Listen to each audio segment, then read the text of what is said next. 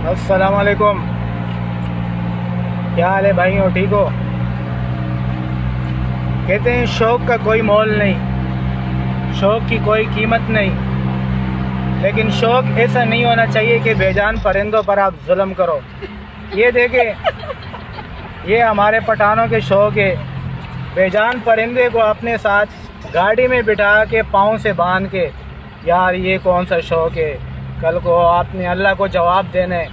ये देखे ड्राइवर साहब गाड़ी भी चला रहे और शौक़ भी पूरा कर रहे हैं। ये देखिए, ये क्या करे जी हमारा जो ना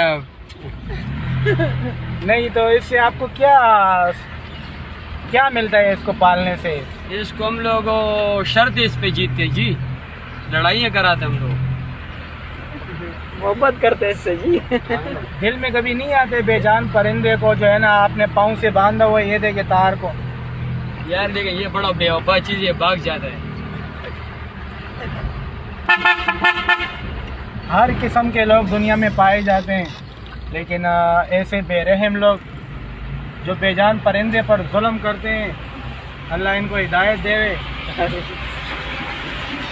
ठीक है ड्राइवर साहब, अल्लाह हाफिज़। वीडियो देखने के बाद हमारे चैनल को लाइक और सब्सक्राइब ज़रूर करें। बहुत शुक्रिया।